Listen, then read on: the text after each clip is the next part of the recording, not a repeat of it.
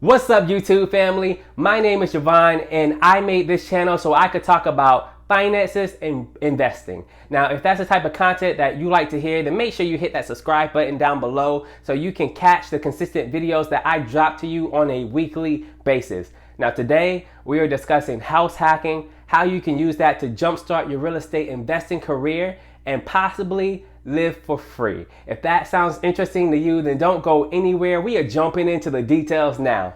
So house hacking is the process of buying a single family home, duplex, triplex, or quadplex while living in one of the unit/rooms while you are collecting a monthly fee in the other unit/rooms. For example, let's say we look at a single family home that costs around $100,000. And don't worry if there's not any single family homes in your area that cost $100,000, because this math works out no matter where you are, and the concept applies no matter where you are as well.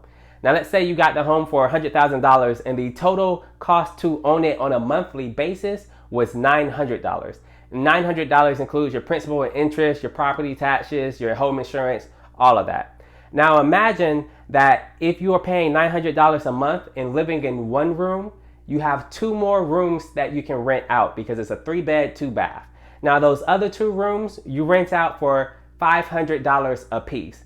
That means that you are paying $900 in a monthly mortgage, but you are collecting $1,000 from rent. That leaves you with an extra $100 every month positive cash flow, which means you are essentially living for free in that specific example. Now, this is a very simple example, but you can see how it not only allows a person to live for free essentially, but also gives them the ability to save at a faster rate for their next investment purchase. This is the power of house hacking and why it is a vetted technique, useful especially for beginners. I know you guys that this may seem like a too good to be true scenario, but trust me, this is an investment strategy that hundreds of investors have used, and it is one that I am personally at this very moment taking advantage of. So now that we know what house hacking is, let's go ahead and jump into how exactly do we implement it. Now, the first thing that we are going to have to get right for you is your credit score. Your credit score is going to be what banks use to determine how trustworthy of a borrower you are, so that way they can lend you money without any fear. Now, the better credit score you have, the better rates you can get on an overall deal. But you don't have to have a perfect credit score in order to get started. In fact, in order to get started, you simply have to meet your lender's requirements. So, you should know that the minimum score required for an FHA, USDA, or conventional loan, the 3 types of loans that you are more likely to get from a lender, are not as high as you may think. But in case you want to know how to increase your credit score, I have a video linked above detailing exactly how to do just that. The next thing that we have to get started for you guys is building the capital needed to get into your investment property. Now, when you go to a bank and you ask them for money to buy a house, they are going to first require from you a down payment. And a down payment is a percentage price of the overall cost to buy a house. So in our previous example, we said that the house we were interested in would cost $100,000. A 5% down payment for that house would equal to the sum of $5,000. So a lot of people have this misconception that they have to have 20% saved up for a down payment for a house. And that, you guys, is completely not true. I'm telling you this from experience, from knowledge, etc. It's not true. In fact, the amount of money that you need for a down payment is going to be determined by what you plan on doing with the house, and also the type of loan that you get from your loan officer. Now, if you plan on living in the house, like our house hack example, then you don't need 20% for a down payment. In fact, sometimes you can get away with 0 to up to 5% down for a down payment. The next thing that's going to determine exactly how much your down payment is going to be is the type of loan that you use. So, for example, as we see on the screen, if you're going to use an USDA loan, your down payment could potentially be 0%. If you use an FHA loan, your down payment could potentially be 3.5%. And if you use a conventional loan, it can be anywhere between 3 to 5%. Now keep in mind These numbers depend on the lender, but they are a good reference of thumb. So to go back to our example, if we were looking to purchase the house that was $100,000 and we got a conventional loan on it with a 5% down payment, then that means we would have to save up to $5,000 in order to go forward with purchasing that particular house. Now, $5,000 is a lot of money, but it is definitely a goal that is achievable. And you guys, if you need any help on trying to figure out how you can spend less and save more, then I have a video linked up top for you guys, literally detailing how you can do just exactly that. Whether you are on a high income or a low income, it does not matter. The video will go into full details just for you.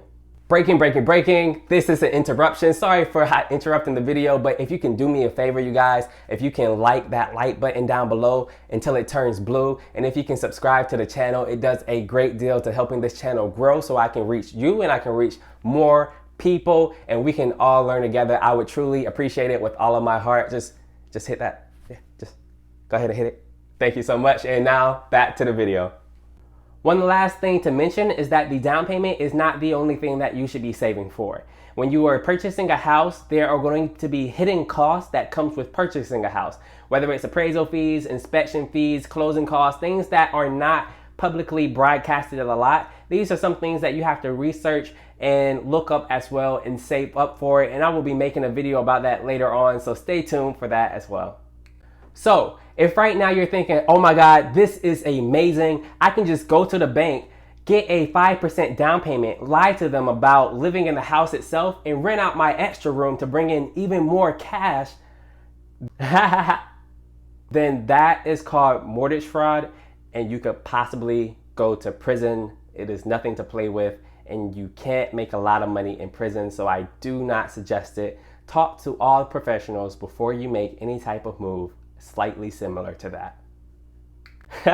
But on a serious note, you guys, for most loans, if you are going to get a loan as a homeowner, that means you probably have to stay in the home for a particular amount of time. That time is usually a year, but you should always check your bank papers, everything that you sign, and also check with your lender as well before you implement a strategy like this. Sometimes you have to stay in the home for longer than a year, but the general average is a year before you can fully rent it out to other people. Now, the example that I gave from earlier details buying a single family home and renting out the individual rooms. And I gave that detail because that is the one that I am currently using. I bought this house when I was 23 and I am renting out one of the rooms to a tenant. And that has perfectly worked out well for me because it has allowed me to save up more funds in order to go forward with purchasing my next investment property. And I'm used to it because I'm fresh out of college, so living with a shared space is not that big of a deal for me. And also my tenant is amazing because I put in the work to properly vet him. But sharing a space is not for everyone. And if you're watching this video thinking you just could not do this, then house hacking can still be for you, I promise. If we go back to my previous example, then I mentioned a single family home, but I also mentioned a duplex, a triplex, and a quadplex.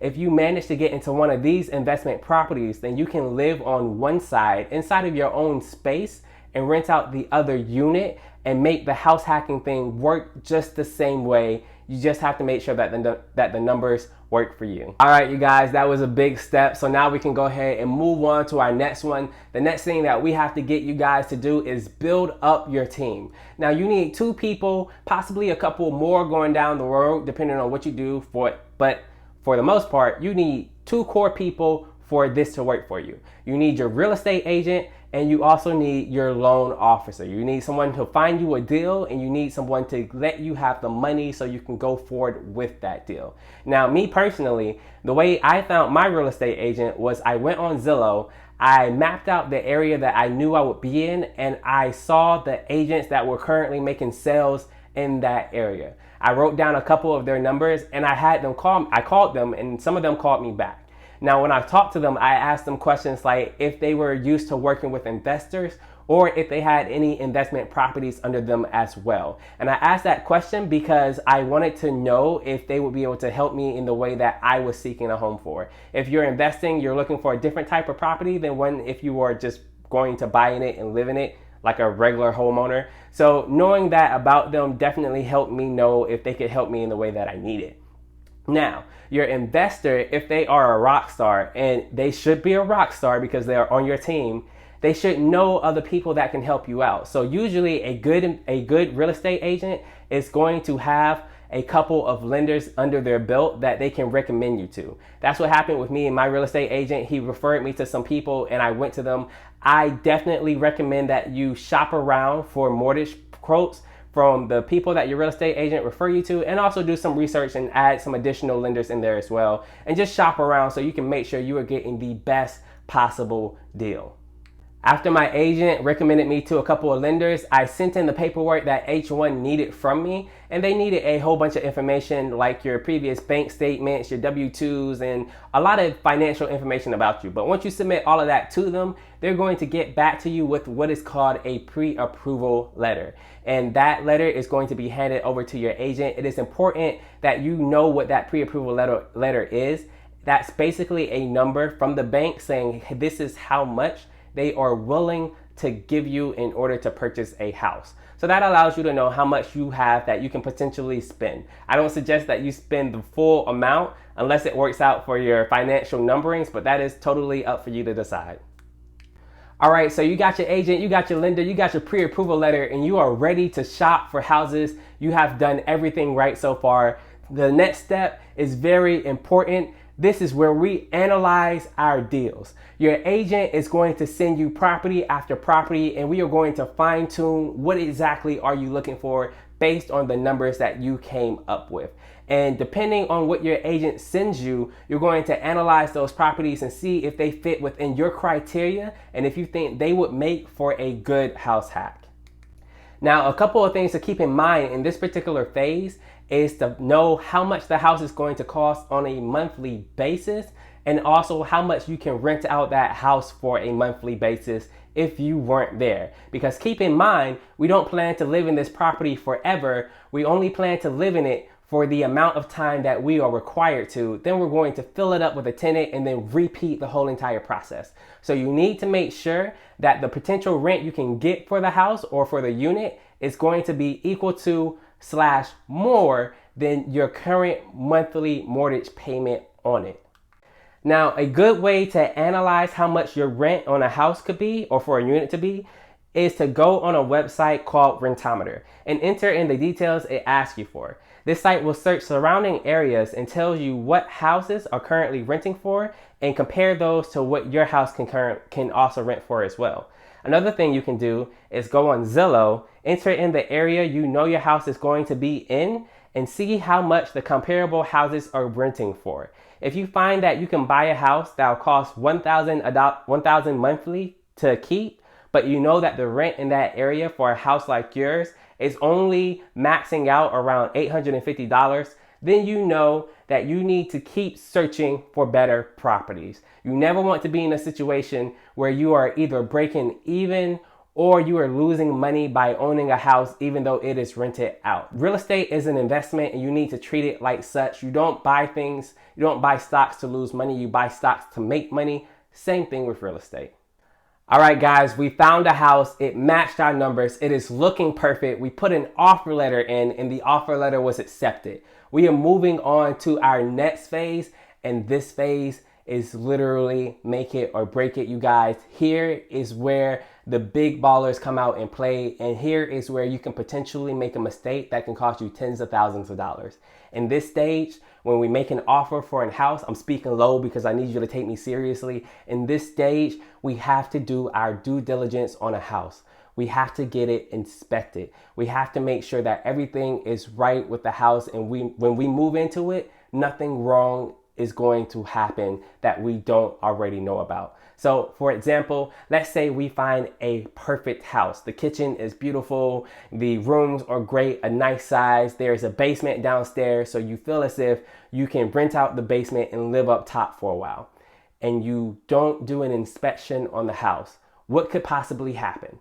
Well, let's say there's something wrong with the foundation of the house. Foundation is one of those things that costs tens of thousands of dollars to fix. So let's say you don't do an inspection, you say that it's pretty, it looks good, and you just go and buy the house. and you don't do that inspection and there are foundation errors within the house, then later on when you own the house, you find out that there are foundation errors, your walls are cracking, everything's falling apart, and you need to get that fixed.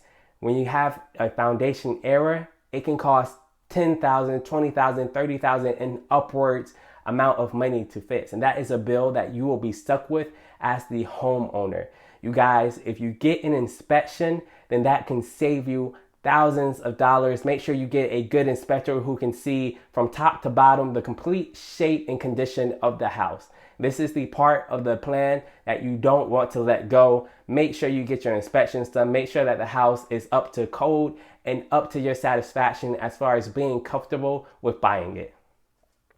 All right, guys, I had to be serious on you for a second, but that was just to make sure that you get into a deal that is good all the way around. I don't want you getting hurt trying to make a purchase or go too fast. All right, take your time and make sure you do your due diligence. Now, after that, everything checked out perfectly. All you have to do now is close and find your tenants. Now this phase, it's like a breath of a sigh of relief, and it's also still as if you're holding your breath because now you have the house, you closed on it, you signed all the documents, you went through that hour-long process, you got the keys, you moved in, and now you have to find a tenant. And you don't know if you can. No worries at all. There are plenty of resources in order to help you find a tenant. Now, you can go to a property management company and for a fee, you can pay them to place a tenant inside one of your rooms or inside one of your units. But that's going to cost you a fee, but they'll do the screening process and everything like that for you so you can be a little bit more comfortable and just contract out that work so you can go for it with your business day.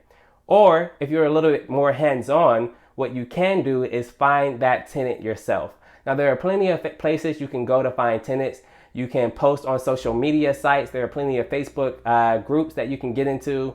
You can go to Craigslist, which is actually a really good site. You just have to make sure that you vet your people. And you can even put in ads for the local newspaper. Finding a tenant, once you find one, make sure that you know all the proper rental laws in your state / city / homeowners association. If your house resides in one of those, make sure you are up to date with everything legal that you can do and can't do. And I also recommend go seeing a real estate lawyer to draw up a lease for you so that way you can have your tenant sign and get all the legal stuff out the way and done perfectly so you won't have any headaches down the road. So there you have it, folks. Those are all the steps that you generally need to take in order to get into a house hacking deal and jumpstart your real estate investing career. I hope you like this content. I hope you gained something useful from it. If you have, jump down in the comments below and let me know what you think. If you have any questions, I am more than happy to respond and give you my thoughts and my experience. Now, you guys, if you like the content that I've just pushed out, don't forget to subscribe to the channel. I have a lot more coming your way. And also give me a little like if you like the content as well. It helps to grow the channel so that way I can reach out and talk to more people. Now, it has been a blast talking to you guys. Don't forget to hit me up in the comments and I will do my best to respond. And until next time, peace, love, and happiness.